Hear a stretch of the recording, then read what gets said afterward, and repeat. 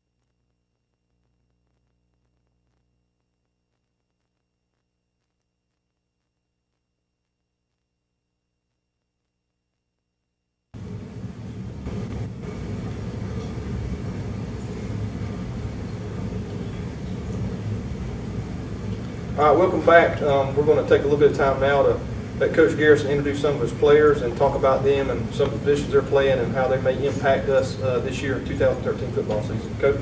Yeah, well, we'll start right here on the front row right here. We have Antonio Madison, plays linebacker and fullback. We have Ronnie Peterson, who plays linebacker and fullback.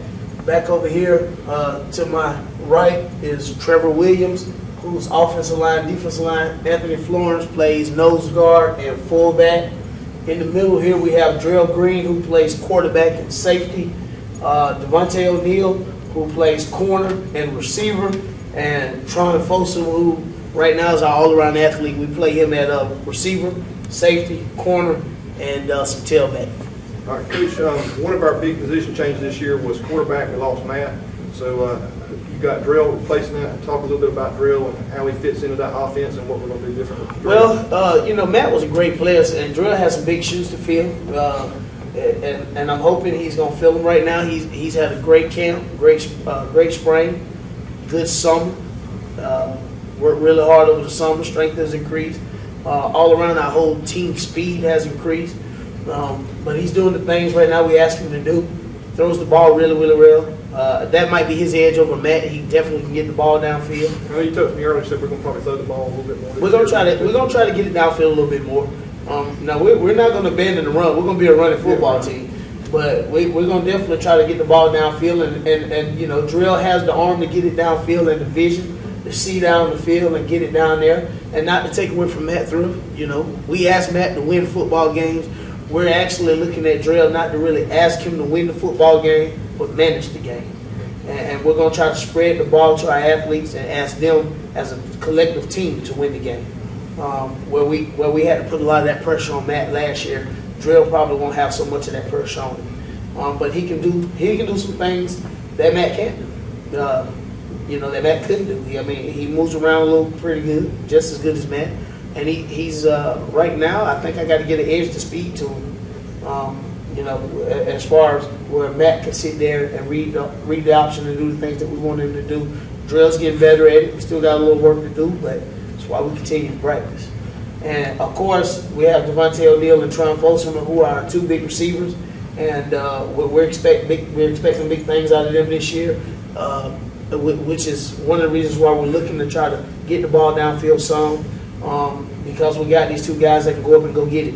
And I think, you know, together, we're gonna look to be multiple with them, to split teams on both sides and to put them together, just to see what teams do to us, see what they're gonna have to do. Because you can't double team them both, especially if we put them on the same side.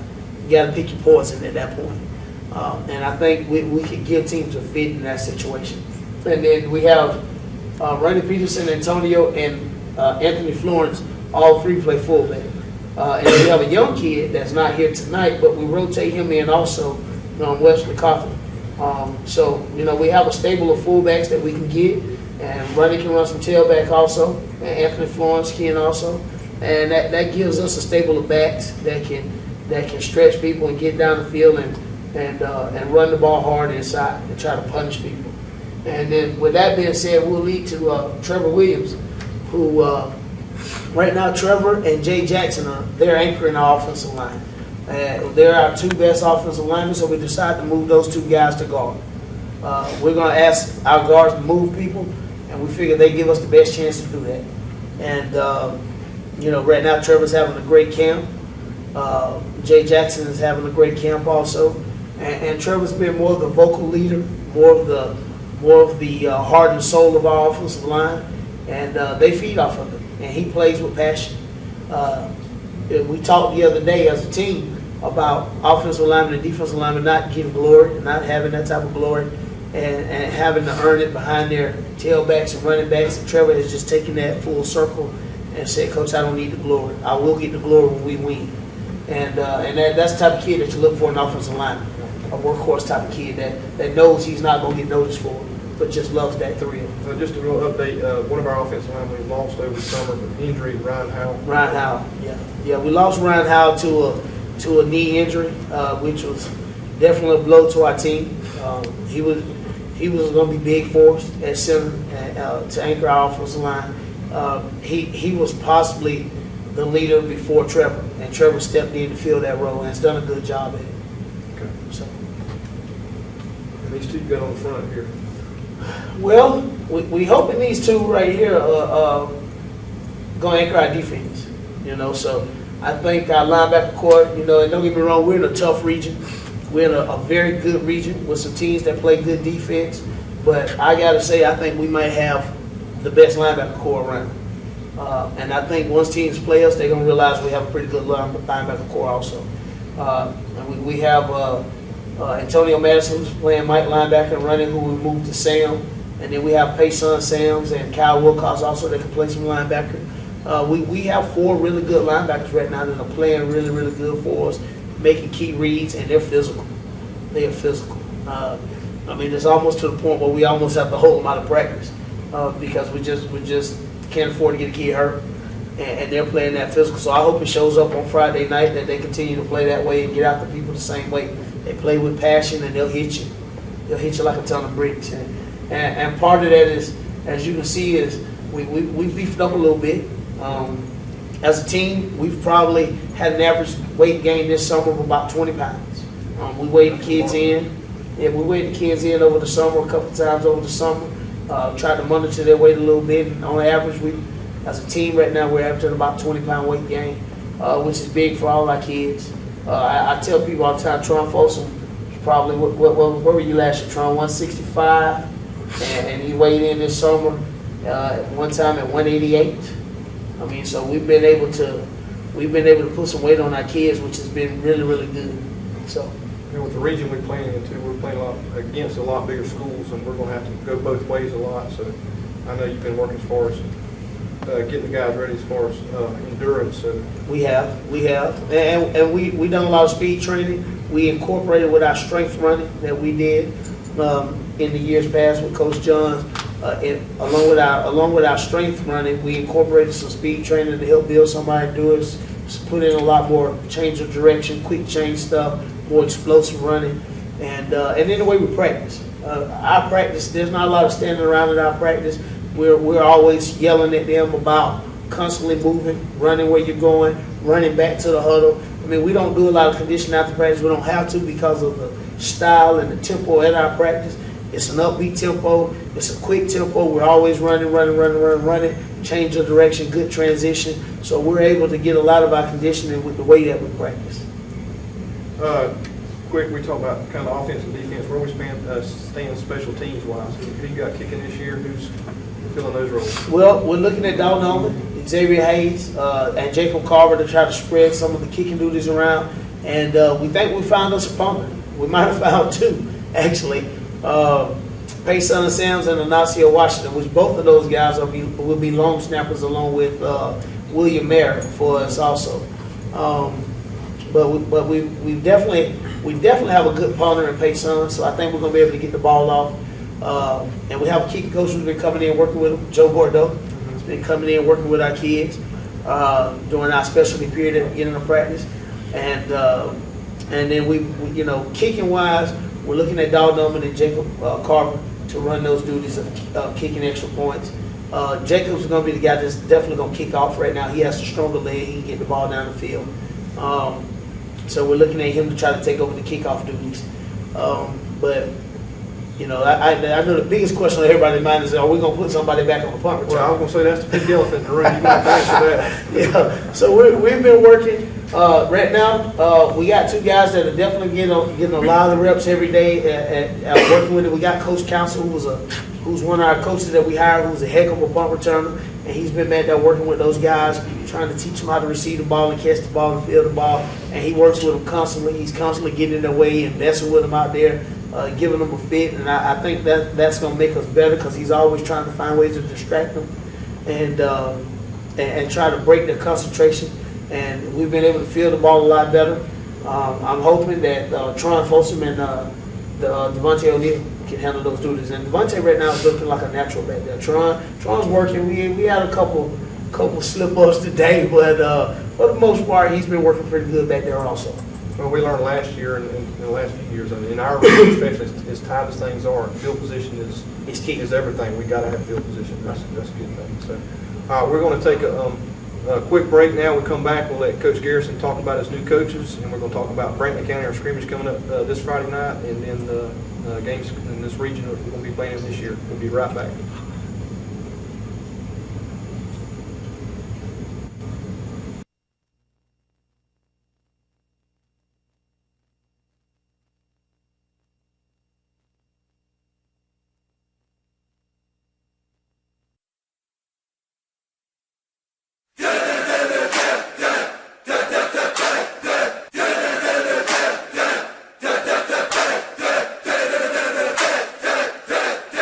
Let's go!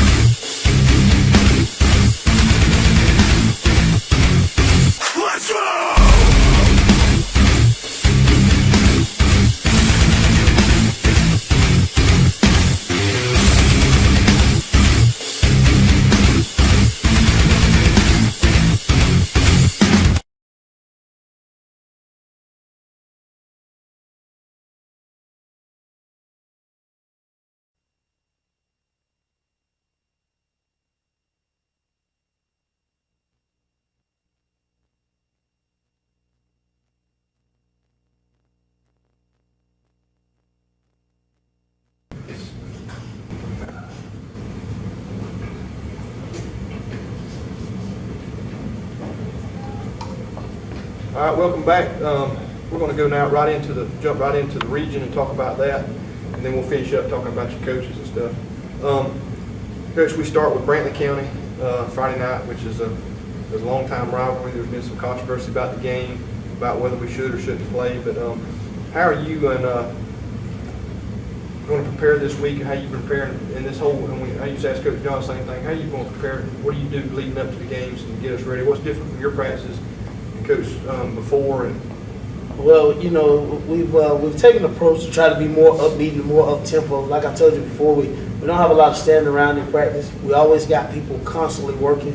If we're in a, I know you guys don't really know how our schedules go, but if we're in a group period and we're working with the inside 7 on offense and the inside 7 on defense, well, our DBs are working ball drills and our receivers are working ball drills. We have the luxury of having Coach Council and Coach James that can split time with those kids, so we don't have a lot of kids standing around. So if we're working drills there, until we come together as a team, when we break them up into different position groups, then we can get double the work out of those kids. So we got kids constantly working. And you got to do that when you don't have a JV, which we don't have this year just because of lack of numbers. But we're able to get those kids incorporated in practice and work. Now, there is a little bit of standing around during the team time, but one of the things that's been a lot different from my practices than Coach John's is we've tried to keep the tempo more upbeat, haven't really slowed it down as much, and I've been a stickler for making sure we constantly work, push, and stay on time. If I give our coaches 20 minutes in individual, or like, for example, I'll use today's schedule, for example, gave the coaches 35 minutes for individual. Well, we're going to do 35 minutes. Now, and we're not going to go over. At 35 minutes, I'm blowing it up. Then we'll get the kids a quick water break or whatever the case may be. And then we get back onto the next period. If we got a 5-minute water break, then they get a 5-minute water break. If we're in, like today, we were under heat advisory warning today. So I had to give them a 15 to 30-minute break. So I broke it up. We did 15 and 15. With 3 5-minute water breaks in between the 2 15-minute breaks. And we just stay on schedule. There's not a lot. I blow the whistle at 12 minutes. I talk to them for a couple minutes, and then we move on to our group. So that's how 15 minutes. And we've been able to stay on schedule and push the kids through, and just keeping the practice up tempo. I'm always on my coaches about staying up tempo, stay on the kids, making sure that they're jogging. So there's not a lot of transition time. And there wasn't a whole lot with Coach Johns either.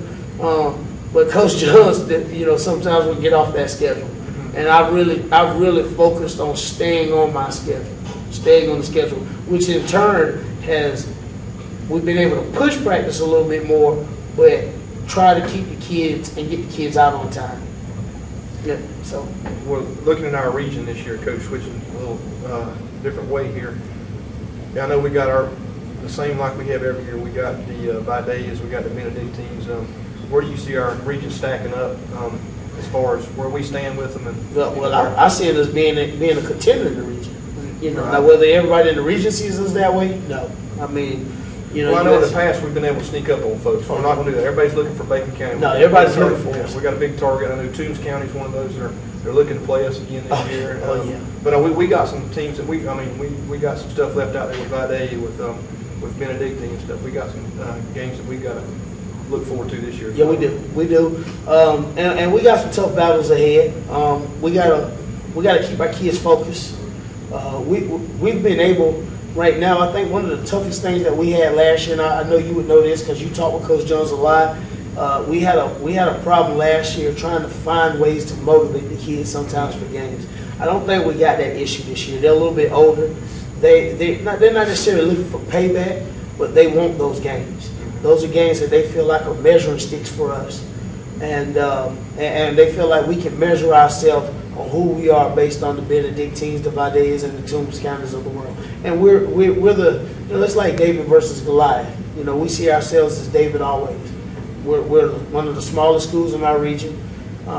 We have one of the smallest teams in our region besides probably ATCO, and we face the Giants every week in and week out. You can't slip. I mean, you can't slip on anybody. This is a tough region to play in. very good coaching in this region, so you got to work your butt off as a coach every day. And that's the one thing that I've taken from Coach Johns is I don't let my coaches sleep. You know, they're working. If I'm working, they're working, and just you know, that's just the way it is because we have to out-practice people, outlive people, and outwork people as a coaching staff to give ourselves a chance. You know. Well, I definitely see that. You know, again, we saw before we came back from the break, we saw highlights of Brantley County from last year. Where do you see we were stepping up against Brantley for Friday night? Where do you see that game going? You know, I'll be honest with you. Like you said, that game has had a little bit of controversy. We're approaching that game like a real game. We understand it's a scrimmage. There's going to be some things that are going to be different in the game. Special team wise, you know, we're going to mark the ball off. There's not going to be any live punts, live kickoffs. So we're going to work on those special team things. That, you know, Brantley County needs to work on those things as well as we do. But we're still going to take the same approach within the play of offense and the play of defense as a real game. And our kids are going to try to get out there and get after it. You know, our kids has kind of taken a little bit of the controversial stuff that has happened to heart. And you know, we're going to get out here and play. We're going to get out here and play. And I hope we play physical and show everybody that we're still a physical, get after you, Macon County team. I think we'll do that. I think sure we'll do that. And we've talked about it through the whole show here tonight about getting ready, getting the players ready. Real quick, to finish up with, I want you to go through your coaches who you've hired, where they're as far as they're coaching, who's going to be up top for you, your eyes in the sky, that kind of thing. Absolutely. Well, of course, you know, I filled in Coach John's spot and took over as the head coach and the athletic director. And Coach James, I bumped Coach James up. He's actually going to be the assistant head coach, DB, and wide receiver coach. I thought that was a great pick for him because he manages a game really, really well. He might not know, now he knows our defense. He might not know everything we're doing on offense, but the guy can manage a game. And you look for the coach because we had so many new coaches. I knew he could do it. Didn't know if my other coaches could at this point or not, but I knew he could do it. So I thought he would be the logical choice as assistant head coach of somewhere that happened to me. He's going to make good decisions. He's going to be logical, and that's what you kind of look for in that situation. We hired Travis McCullough as our offensive coordinator, and Travis McCullough is from Jacksonville Ed White. He was the co-coordinator there at Jacksonville Ed White. Done a good job there under Terry Gilliam, who was the head coach there, and came highly recommended. He does a good job. He's a passionate guy. He's a fiery guy. You know, I have to calm him down sometimes. I didn't think I would have to be calming anybody down ever, but he's passionate about what he does. He's a workaholic. I like that about him. And then we have, I might as well stay on the McCullough. We have Travis's brother, which is an unusual situation, but his brother was a good young offensive line coach that was looking to come in. So that gives me two good offensive line coaches in Travis and his brother. And his brother is Thomas McCullough. He works in our middle school as a sped teacher, and this is his second year coaching. And he does a good job, man. He's not timid. He's a little bit less fiery than Thomas, but he coaches just as hard. He's just not the yellow screamer that Travis is, but Thomas still gets out there. He coaches really hard, and it's funny watching them in the coaches meetings because they're arguing about how they're going to block a play every day, and Thomas always feels like he's right, and Travis always throws that age up on him. So, but no, they do a really, really good job, and we've been able to get constant work out of our offensive line because when we're able to go groups and split up, Travis could go with the backs and the quarterbacks and work with those guys while Tom stays down and works with the leftover offensive linemen or the young kids or whatever. So we're getting constant work out of those kids, and they're getting better. It's paying off for them. Then we have Miles Belinsky, who's going to be our new linebacker coach. And he's learning the defense right now. He does a really good job, and he's actually going to be my eyes in the sky on defense. He's been a head coach before at Bloomingdale High School in Tampa. He's been on the offensive side of the ball the last 4 or 5 years, so he's kind of shaking that offense off a little bit. But He's going to be good for me in the sky because he can break down the offense really, really good, and he sees what's out there. He knows what's coming. He has a good feel for the game. And, I mean, he would be a guy that maybe we get down the road and he learns the kids in the system that I would look at definitely maybe possibly turning the defense over, just depending on how things go. He's been part of 2 state championships? Yeah, he's actually been a part of 2 state championships at Armwood and at Armwood High School out of Tampa. They do a really, really good job there at Armwood under Coach Sean Callahan. And he was at Lake Wells High School when I kind of stole him away under Rod Schaefer, who's another well-known coach in Florida, probably top 20 in wins in the state of Florida. At Lake Wells High School, where they're another small town program that's very, very physical. You know, he's been there with those guys, you know, at Lake Wells, and they've probably been regional finals, semifinals the last 4 or 5 years at Lake Wells High School. So they've done a really good job. So they've been 2-3 rounds deep every year. So he brings real deep playoff experience. And then, of course, we don't have a JV this year, so Coach Peavy took on the road to bump up from our head JV coach to become our varsity assistant quarterback coach, and he's really had fun now. I mean, you talking about a guy like a bull in a china shop or a kid in a candy store. I mean, he's out there just having fun, and he's coaching his butt off. And our quarterbacks are getting better. He's constantly working with Aubrey and Drell, and they're getting better. It's paying off. I think that one-on-one all the time with those 2 guys have really. It's going to really be the edge for us more so than what Matt might have had, because Coach Johns, being the head coach, had to split his time a little bit all over the place. But I think that constant one-on-one with those 2 guys are really going to pay off in the long run. And then, you know, we still have we have Coach Council, Corey Council, who's new also. He's going to be our running back DB coach, and he's doing a really good job. I tell you, the big addition for Coach Council coming this summer has been him bringing his speed program. He's a guy that played in the NFL a little bit, played on the Canadian Football League, and constantly worked his speed training and was with a lot of those speed guys. So he's picked up on how to teach speed training and that type of deal, and it's really paid off for us. Got a lot of work here this summer. And our kids got a lot faster, you know, working that change of direction stuff, that explosive stuff. And I mean, it's been great for us. It's been great. And you know, we incorporated his speed training with our strength running. So it was really, really good for us this summer. Well, real quick, finishing up your middle school program, we have a 6th grade team this year. Yes, we still have a 6th grade team. We have a 7th and 8th grade team. And we've actually picked up middle school coaches. We have Coach Owens, of course, who's still our middle school head coach. We have Coach Woodall, who's our defense coordinator, I guess, down there with the middle school, and helps with the D-line and O-line. And Coach Roberts is back. You know, he missed last season because he had the hernia surgery. And he's back this year down there helping with the DBs and the receivers. And then we picked up Ruben Jr., Coach Ruben's son, who's one of our middle school basketball coaches. His son's coming out. He's volunteering. And so that gives us 4 coaches down there in the middle school program, where we've basically only had maybe 1 or 2 over the last few years. So that gives us 4 volunteers. I mean, 2 volunteers and 2 full-time coaches down there working. And they're doing a great job down there.